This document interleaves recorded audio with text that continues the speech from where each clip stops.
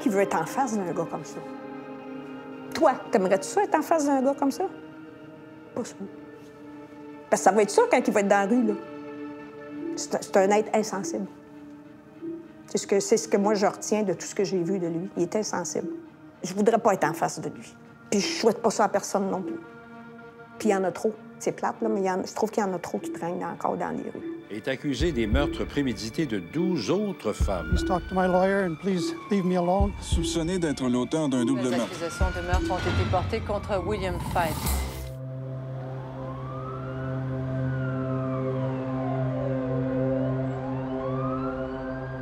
Tout le monde est fasciné par la psychopathie et par les psychopathes. Tout le monde est fasciné par ce débordement de la psyché humaine et qui se solde par des passages à l'acte horrible.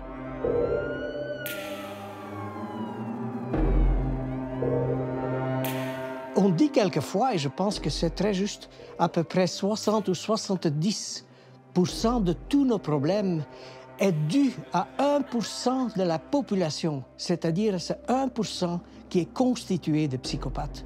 Que ce soit sur le plan économique, que ce soit sur un plan sexuel, que ce soit sur un plan sociétal, il y a toujours quelque part un psychopathe derrière et qui rit.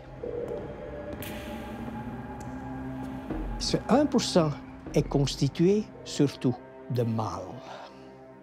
Certains auteurs parlent même de 9 mâles pour une femme.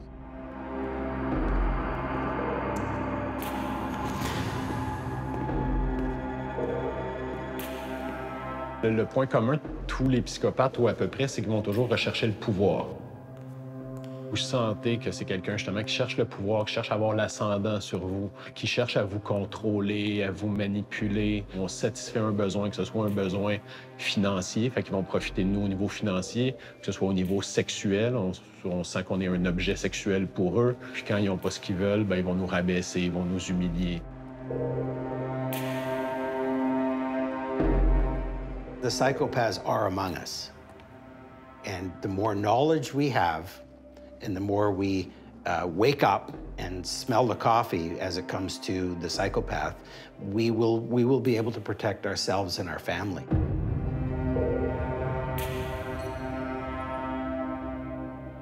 When you understand that this is a person who has emotion, a lot of people say, oh, a psychopath has no emotion. That's wrong. They have a lot of emotion, just not for you. Emotion is all about me, right? For all psychopaths, there is this absence of emotional empathy. But they have cognitive empathy, which means they know what you're thinking. They don't feel what you're thinking. What you'd say is a good person would use that knowledge to help you. I understand your problem, and now I'm going to help you solve that problem when I can. But I'm not crying listening to your story. And people with personality disorders that are dangerous, narcissistic personality disorder, also has this lack of emotional empathy that with other traits then becomes pernicious and predatory.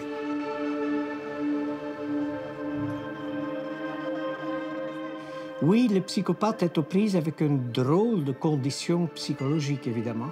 C'est pas un fou, c'est pas quelqu'un qui déparle, c'est pas quelqu'un qui délire. Il a une causalité tout à fait intacte. Il a les deux pieds sur terre, sauf qu'il se fout totalement de l'autre et beaucoup plus. Il exploite l'autre, soit pour le profit, mais encore plus pour le plaisir. While William Fife now stands accused in the serial killing of 3 women, investigation continues into a haunting string of others in Quebec and Ontario.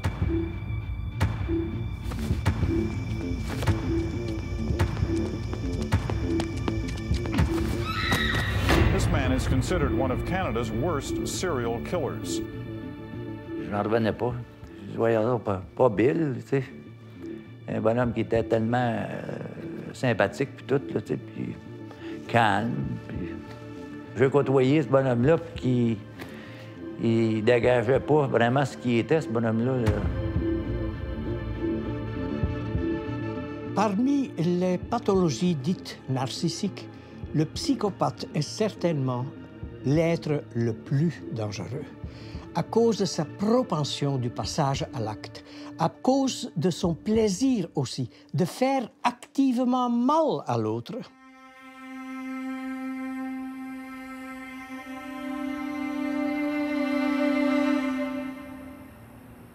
Après 48 heures de cavale, les policiers ont finalement repris le concierge d'un immeuble de Montréal, soupçonné d'être l'auteur d'un double meurtre. Tout a commencé lundi matin dans cette maison. Les policiers ont trouvé dans le logement du concierge les corps de 2 hommes qui avaient été étranglés. L'un d'eux était le propriétaire, Jean-Pierre Masse, 37 ans, et l'autre un ami du concierge, Michel Mansfield, 24 ans.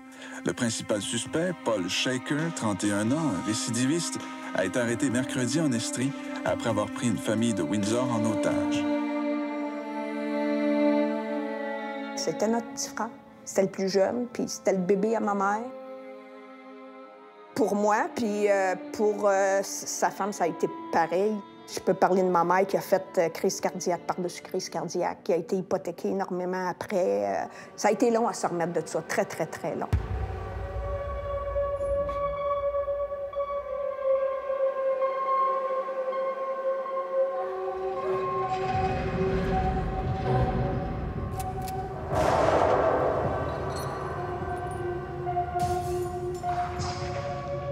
Les dossiers publics sur Paulo Shaker disent qu'il a déjà reçu le diagnostic de psychopathe. Au niveau de sa délinquance, on remarque effectivement une diversité des délits qui semblent avoir été commis sur un mode quand même relativement insensible, puis aussi de la cruauté dans les homicides qui ont été commis.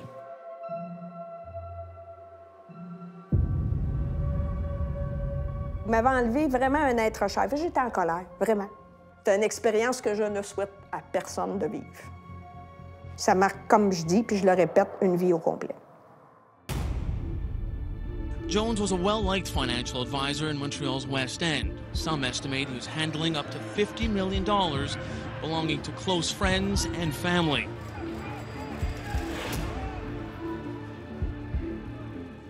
Est-ce que c'était un narcissique? Oui, certainement. Est-ce que le monsieur est un menteur pathologique? Certainement. I can't. But I didn't go from London to England. I haven't been out of Montreal. Est-ce qu'il a manipulé toutes les situations? Clairement, oui. Est-ce qu'il n'y a aucune empathie? D'après moi, non. Est-ce qu'il y a absence de remords? Certainement, j'ai jamais vu aucun remords de cet monsieur. I want to cooperate, and I'll tell you the truth. The idea of violence of psychopaths, you know, everybody has a different sort of sense of this. There's physical violence and sexual violence, but a lot of psychopathy is not that at all. There are psychopaths that are sadistic and there are psychopaths that are violent, but it's not a core trait. Le public facilement confond le psychopathe avec le fou. Il y a une foule de crimes très souvent graves qui sont perpétués par quelqu'un qui a perdu les pédales sur le plan psychologique, c'est-à-dire qui est sombré dans une schizophrénie, avec délire, avec hallucination. Marc Lépine, voilà le nom de celui qui a abattu hier 14 femmes à l'école polytechnique de l'Université de Montréal. Ça peut se solder par beaucoup de crimes de masse, par exemple, ou des crimes incompréhensibles, avec beaucoup de sang et beaucoup de coups de couteau et des enfants qui sont tués, etc., etc. Souvent, le public pense « Ah, ça c'est l'œuvre du psychopathe parce que c'est trop gros ». Eh bien, justement, non. Parce que ce sont très souvent des crimes trop gratuits. Le psychopathe ne fait pas de meurtres insensés ou qu'on ne comprend pas. On ne comprend que trop bien ces meurtres parce qu'ils ont une causalité intacte. Picton was charged with killing 26 women, all former sex trade workers, drug addicts from Vancouver's downtown east side. Picton était un psychopathe. Picton était un collectionneur de prostituées. Il prenait son plaisir, les tuait et donnait leur chair à ses cochons. et il les comptait. Il savait exactement qu'il était rendu à 49 et il était très fier. Il a dit à son copain en prison que c'était juste dommage qu'il n'était pas arrivé à un chiffre rond, 50.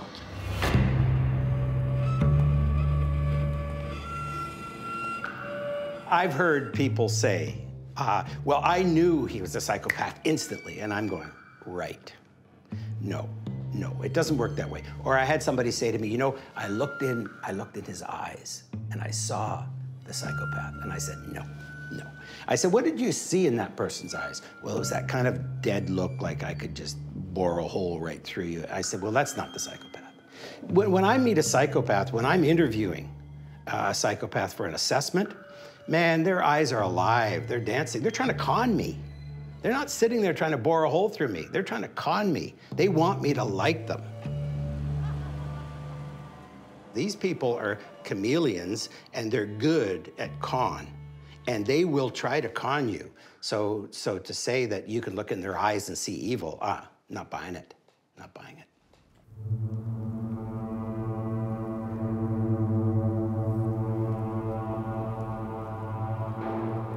C'est important de penser c'est quoi la psychopathie, comment on la conceptualise. Et la meilleure conceptualisation à date de la psychopathie, celle qui fait le meilleur consensus, c'est l'échelle de psychopathie de Hare. Donc 20 caractéristiques évaluées de 0 à 2. Puis donc comme il y a 20 caractéristiques où on peut obtenir un score sur 2, le score total est sur 40.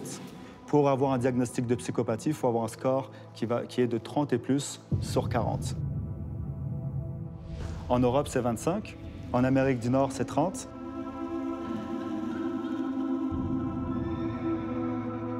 Psychopathy, a lot of people say, well, you're either a psychopath or you're not. So we're going to score you, and if you score a 30 out of a possible 40, you're a psychopath. If you score less, you're not a psychopath. That's not true. This is a continuum from 0 to 40.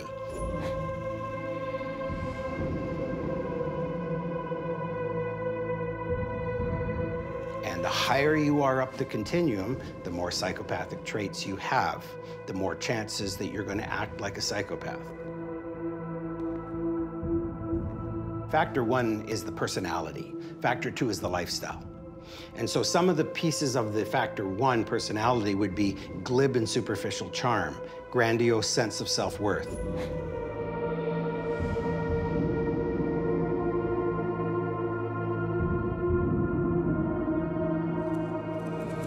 And then you go over to the lifestyle and you're looking at poor behavioral controls, irresponsibility.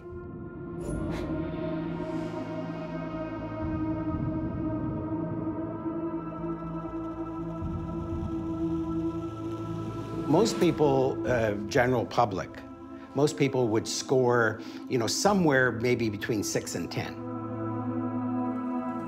I remember scoring myself back when I first started. And let me just say this, I was over 10, but I certainly wasn't near the cutoff.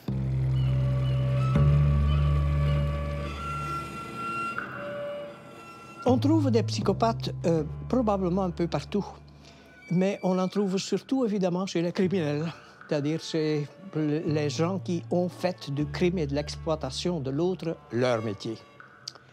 Mais on risque également de trouver des psychopathes dans d'autres domaines, beaucoup plus respectables, je dirais.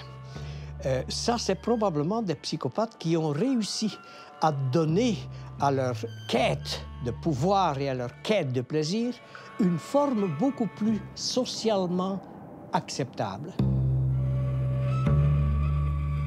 Je pense aux avocats, je pense aux policiers, je pense au big business, c'est-à-dire la grande entreprise. Je pense aux médias, surtout ceux qui ont beaucoup de visibilité. Vous voyez, ce sont des métiers où un psychopathe peut réussir. Il est souvent numéro 1, où il avance beaucoup. Mais dans son sillon, vous savez, il a tellement fait du coude qu'on risque de trouver dans son sillon beaucoup de coquilles brisées. Where I could stand in the middle of Fifth Avenue and shoot somebody and I wouldn't lose any voters, okay? It's like incredible.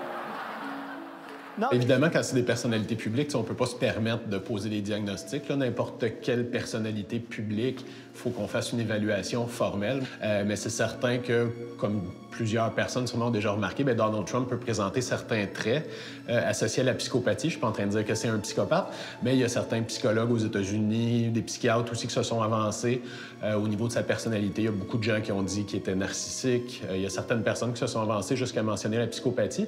C'est sûr que quand on le regarde fonctionner, Donald Trump, il y a beaucoup de ses comportements qui sont caractéristiques. It's a pure theft in American history. Everybody knows it.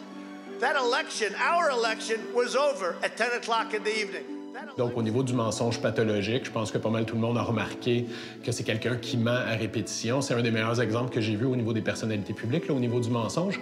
Puis ça, c'est vraiment typique des psychopathes. Donc, le mensonge pathologique, quand il se fait prendre à mentir, il n'y a pas de honte, il n'y a pas de culpabilité. C'est comme si c'était rien passé. He said, I think Donald Trump is an artful liar. I think he is a greedy, vicious, and arrogant man. Well, I don't know, is that supposed to be a compliment or not? I'm not sure. On a vu à plusieurs reprises le côté manque d'empathie. Il y a eu des allégations de délits sexuels d'au moins 25 femmes. I have no idea who these women are. Have no idea. Believe me, she would not be my first choice, that I can tell you.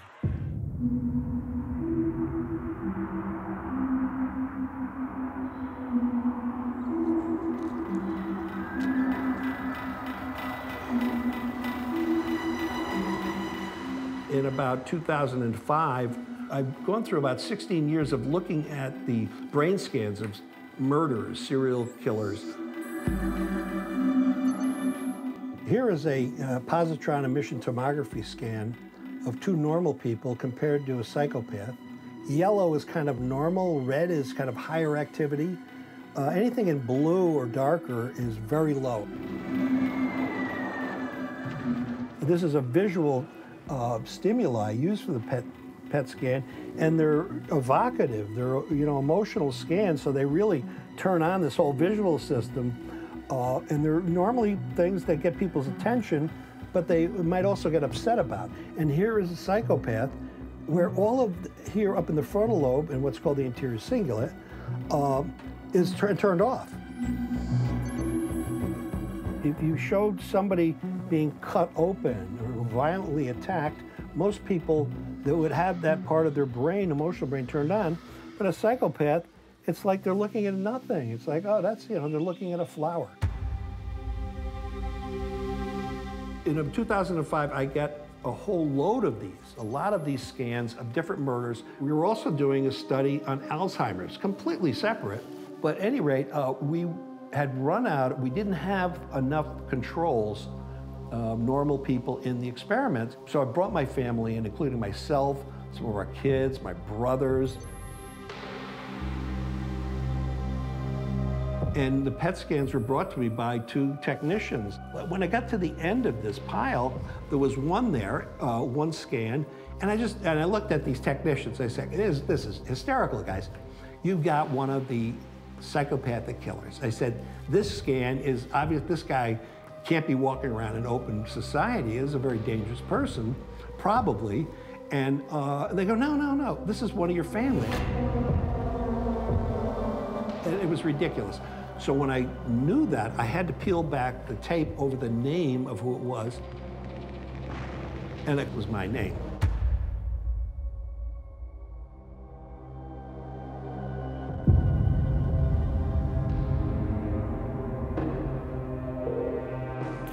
I'll kind of paraphrase what one psychiatrist said, who knows a lot about me, and after analyzing it, said, look, here's somebody who has completely psychopathic thoughts and dreams and urges all the time.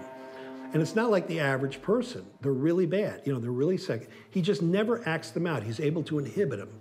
But certainly bubbling beneath there is this, a cold predator, if you will.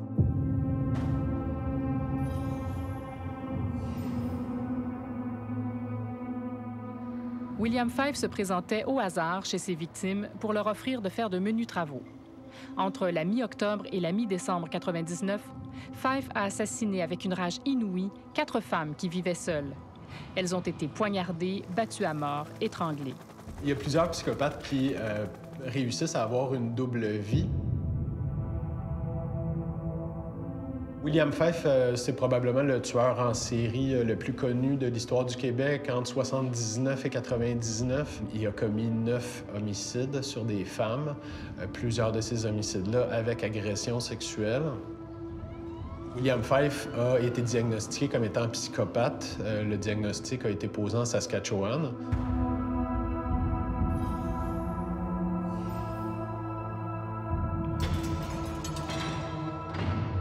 William Fife s'est acharné sur ses victimes qui se sont défendues avec l'énergie du désespoir. Le mode opératoire de William Fife, de meurtre en série avec des délits sexuels, c'est relativement typique de ce qu'on va retrouver chez les agresseurs sexuels, les violeurs sadiques. Ils vont avoir des fantaisies déviantes, ils vont avoir besoin d'assouvir ces fantaisies déviantes-là, ils vont éprouver de l'excitation sexuelle à faire souffrir les victimes, puis vont reproduire le comportement à plusieurs reprises.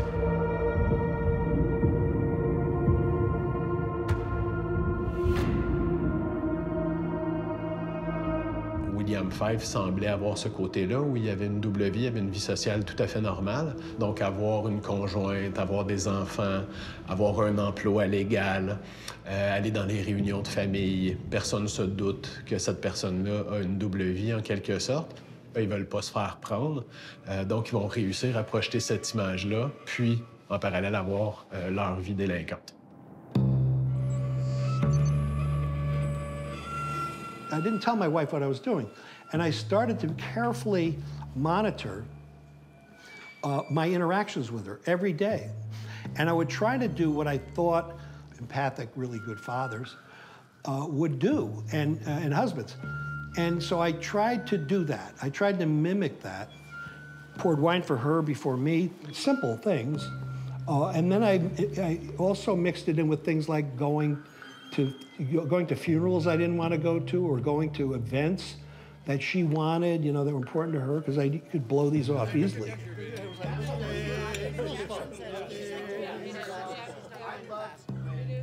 And then after a couple of months, she said to me, without knowing this, I mean, what I was doing, and she goes, God, you're such a nice guy. What the hell happened, you know? And I said, but don't take it seriously, because I'm just, you know, I'm mimicking it, and I'm just trying to test it out. Anyway, and the best part of this is that she goes, I don't care. She says, I like what you're doing.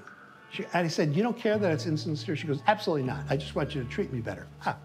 And I always thought that you had to be sincere about, you know, treating people better, as opposed to mimicking it. And it turns out that most people just want to be treated better and they don't care why the hell you're doing it.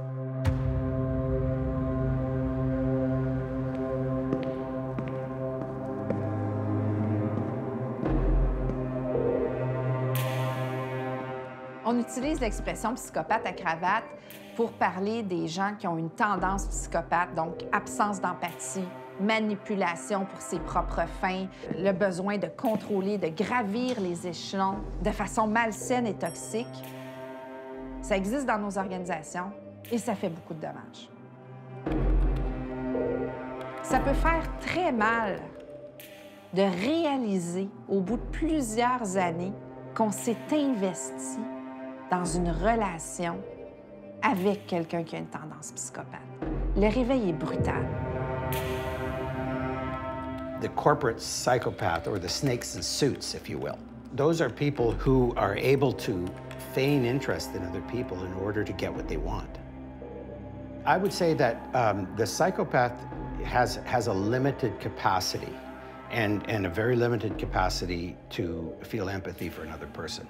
They care about self, and they can feign interest in somebody else, and they can actually show a nurturing self to somebody if it fits within the plan for themselves. The white-collar psychopath will be able to hold what we call a modicum of success, both in their own personal life and in their public life. Typically, what we see in organizational psychopaths is they have a veneer, they have a shell, they have a great first impression. But if they stay in a place long enough, somebody's going to see behind the shell. And so they move a lot.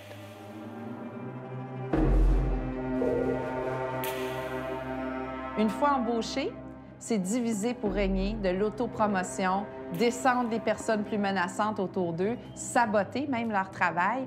Donc, ils arrivent à faire leur chemin de façon assez toxique. Il y a des dommages collatéraux là, dans leurs traces. Et ce qu'ils veulent, c'est toujours plus de pouvoir. Et ils sont prêts à tout détruire pour se rendre là où ils veulent se rendre.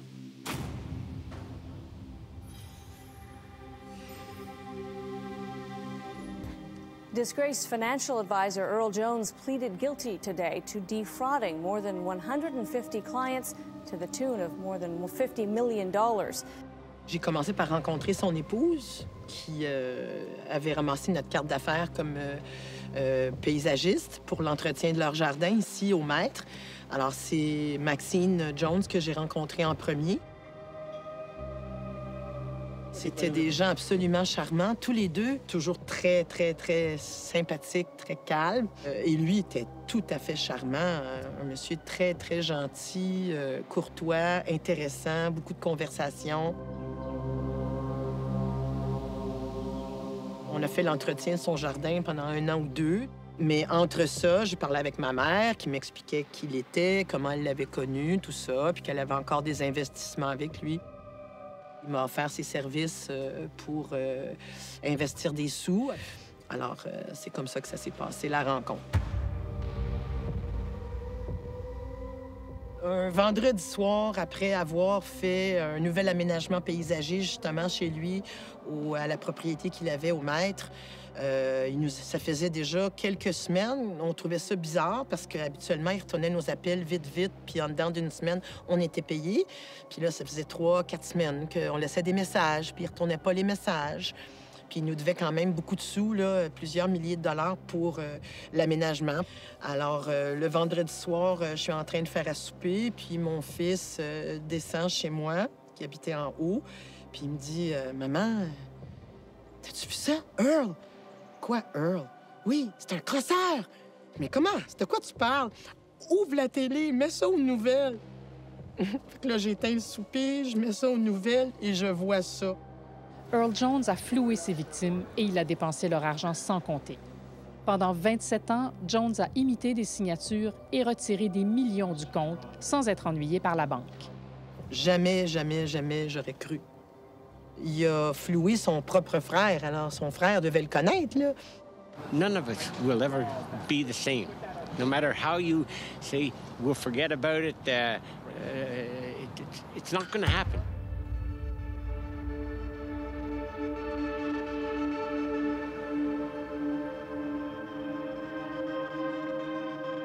Dans le cas de Earl Jones, je peux pas me positionner sur un diagnostic. Je ne l'ai pas évalué, je ne l'ai pas observé, je ne lui ai pas parlé. C'est sûr que c'est facile d'émettre une hypothèse de tendance psychopathe quand on voit un pattern, un historique où il y a eu de la manipulation, du mensonge, et ça étalé à travers plusieurs années et de surcroît avec une absence de remords et de regrets.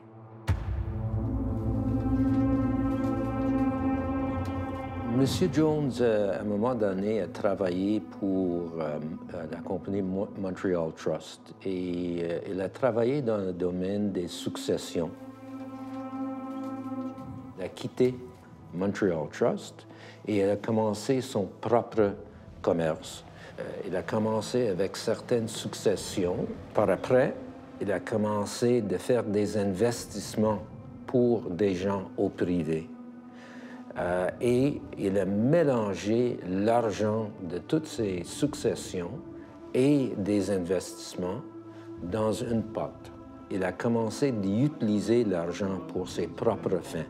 I did it because of my cash flow and the necessity of paying what I had to pay. C'était ce qu'on appelle une Ponzi scheme. Tout ce qu'il fait, il prend d'argent, nouveau argent, de nouvelles successions ou un nouveau investissement pour payer supposément un retour sur les anciennes. Même s'ils connaissent ce qui est correct, ce qui n'est pas correct, ce qui est criminel, ce qui n'est pas criminel, il n'y a jamais eu dans son cerveau, quelque chose qui a dit « Arrêtez, tu ne peux pas traverser cette ligne-là ».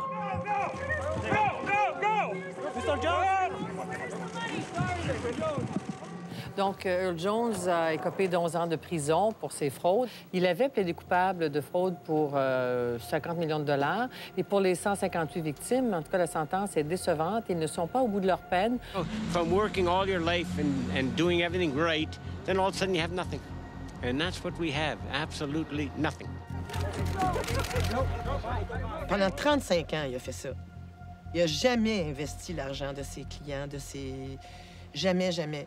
I didn't take clients' money and invest it into stocks, bonds, real estate. Il est venu me flouer, puis il est venu flouer ma mère.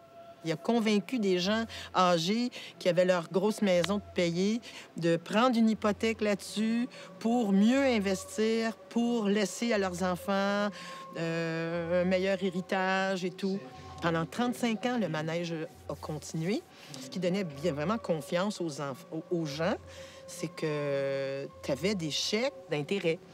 Et c'était un compte, des chèques imprimés de la Banque royale qui disaient que c'était un compte Earl Jones in Trust. Et ce qu'on a découvert après, c'était que c'était pas des comptes in trust. La banque lui imprimait ça, mais c'était un compte ordinaire, un compte personnel. Puis il allait avec la carte guichet sortir ça à coût de centaines et de milliers de dollars. Et c'était sa carte. Ces gens-là ont été violentés. Ils se sont fait voler, lessiver et détruire leur vie et leur autonomie. Alors, c'est une forme de violence aussi.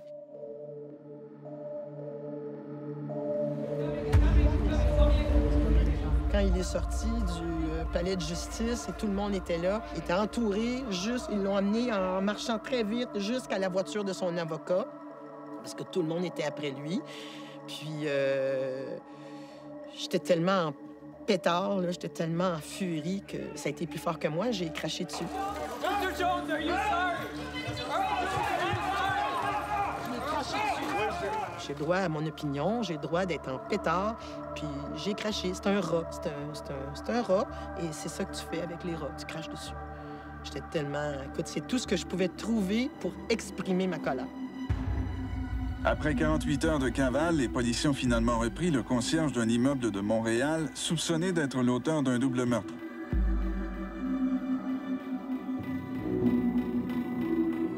Mon frère, il était propriétaire d'un immeuble à revenus, puis il cherchait un concierge. Polo Shaker s'est présenté, il l'a engagé. Lui-même, il ne connaissait pas Polo Shaker quand il l'a engagé, là. Puis lui, ben, il s'est pas vanté de ce qu'il avait fait non plus avant, là. Parce qu'il était déjà en réinsertion sociale, cet homme-là. On l'a su par après. Mais au début, mon frère, lui, tu sais, je calcule qu'il a été un peu naïf, mais il n'était pas au courant de rien non plus, là. Moi et mon frère, on avait passé une fin de semaine ensemble. Le matin, mon frère reçoit un téléphone de Polo Shaker, comme quoi qu'il y avait des problèmes à l'immeuble. Puis là, il s'est présenté pour voir c'était quoi le problème. Puis Polo Shaker avait tout planifié son coup. Il l'attendait avec une autre personne, puis mon frère n'est jamais ressorti de là. Il a été étranglé avec des cordes après les stores verticaux, tu sais, les cordes, là. J'ai suivi le procès, j'ai après ça, à toutes les demandes de libération conditionnelle, j'ai été. C'est là qu'on a appris qu'il avait déjà été en prison, qu'il avait volé, il avait violé, il avait séquestré. Ça, il avait fait ça, puis il prenait de la drogue, puis il en vendait, puis tout ce que tu voudras. Puis là, il était rendu à l'étape de tuer.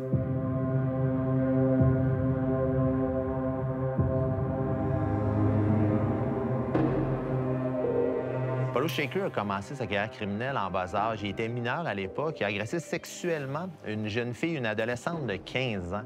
Il a été condamné en 1979 à 22 mois de prison pour ce premier crime-là. C'est ce qui a mis la table par la suite. En une douzaine d'années, il est parti de cette agression sexuelle-là et s'est rendu au double meurtre pour lequel il est incarcéré encore aujourd'hui.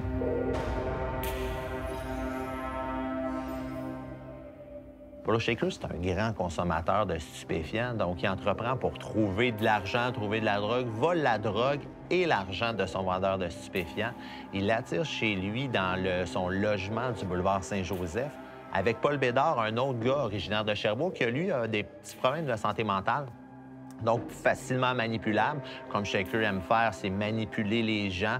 Donc, réussit à monter Bédard avec lui dans ce complot-là, attire chez lui Michelle Mansfield au logement de Shaker sur le boulevard Saint-Joseph. Ils vont réussir à le ligoter sur une chaise puis à égorger Mansfield. Par la suite, ils vont le mettre dans le placard. Puis là, ils ont encore besoin d'argent. Ils vont attirer Jean-Pierre Massé, qui est le propriétaire du logement où demeure Paulo Shaker. Ils vont réussir à l'attirer dans le logement pour, après ça, lui faire subir le même sort que Mansfield, c'est-à-dire qu'ils vont lui aussi le tuer. Moi, j'ai un fils qui a un handicap physique puis intellectuel. Et puis, moi, ça, c'est quand j'ai vu qu'il avait utilisé cette personne-là, ça m'a horrifiée. Parce que c'est des gens vulnérables, puis tu touches pas à ces gens-là. Ce monsieur-là, il avait un quotient intellectuel d'un enfant de 7 ans. Mais il mesurait 6 pieds 2. Tandis que Paul Shaker, il en mesure 5 pieds 3.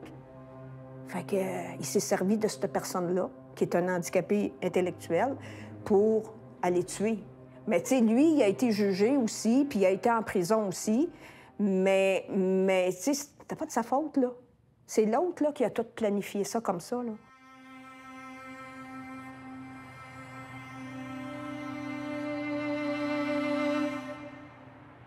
Il y a eu une sentence de 25 ans. Ça fait 30 ans aujourd'hui.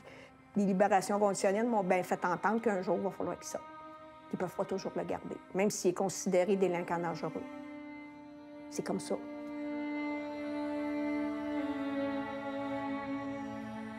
Je l'ai toujours suivi. Je l'ai toujours suivi parce que je fais partie des victimes. Je fais partie des victimes, fait qu'à minute qu'ils demandaient quelque chose, ils sont obligés de m'aviser. Fait que moi, je me présentais. Puis c'est là, tranquillement, que j'ai appris que c'était un psychopathe. Puis ces gens-là, ils sont prêts à faire n'importe quoi pour aller chercher quelque chose. La dernière réunion que j'ai été, justement, il a parlé que pour, on va dire, ma nièce, okay, qu'il était inquiet. J'ai resté surprise parce qu'il était conscient qu'il avait enlevé le père à un enfant, un jeune enfant. Puis là, on dirait que ça remontait, là, puis que là, tu sais, ça y faisait de quoi. Là, tu te dis, il manipule-tu ou il dit la vraie affaire? Je ne sais pas. Puis même encore aujourd'hui, je ne sais pas. Tu comprends? Parce que moi, je ne suis pas dans ce domaine-là. Mais il est quand même revenu là-dessus, puis c'est venu me chercher.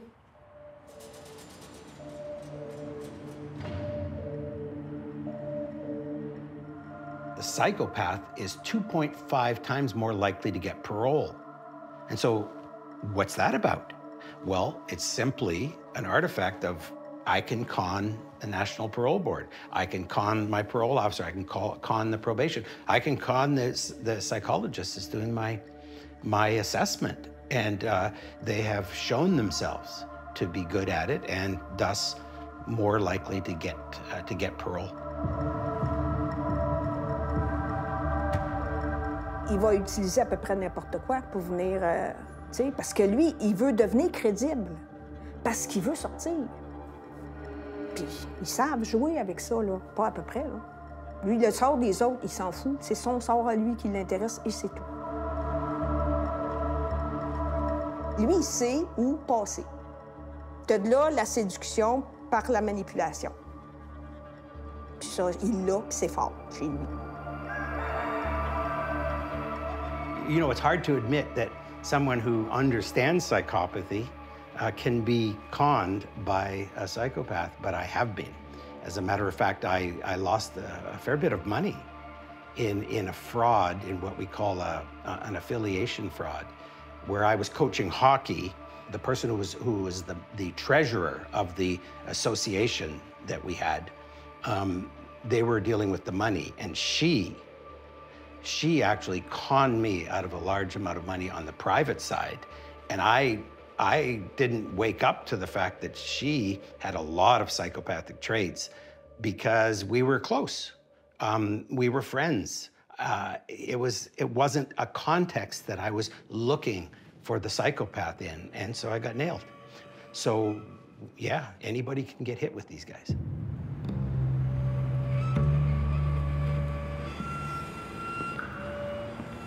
Vous savez, le psychopathe, dans le 1 à 1, c'est la personne la plus sympathique qu'on peut imaginer.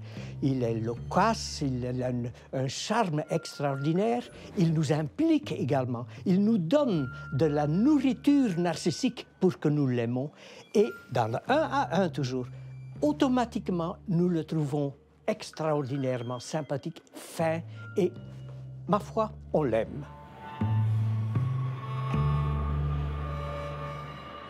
Évidemment, nous ne avons éventuellement pas compris, parce que toute cette nourriture narcissique qu'il nous donne, c'est pour mieux nous manipuler et plus pour mieux nous exploiter.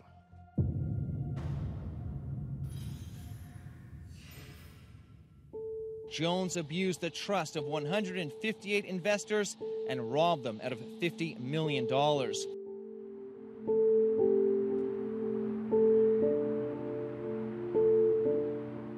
Ça fait longtemps que j'ai connu Earl. Earl était une très bonne amie de la famille. C'était un excellent ami à mon père et à ma mère. Ma mère pensait que Earl était comme un frère pour elle.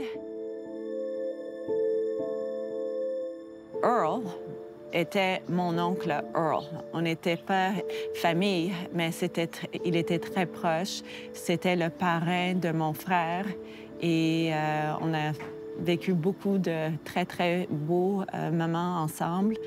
C'était quelqu'un de proche.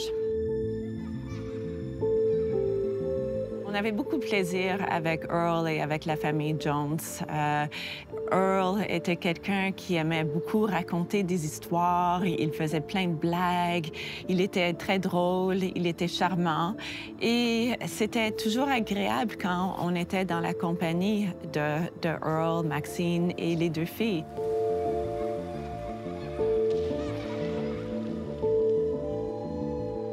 Après un certain temps, rendu à l'adolescence, les priorités étaient différentes. Ces filles étaient plus jeunes, alors on voyait la famille un petit peu moins.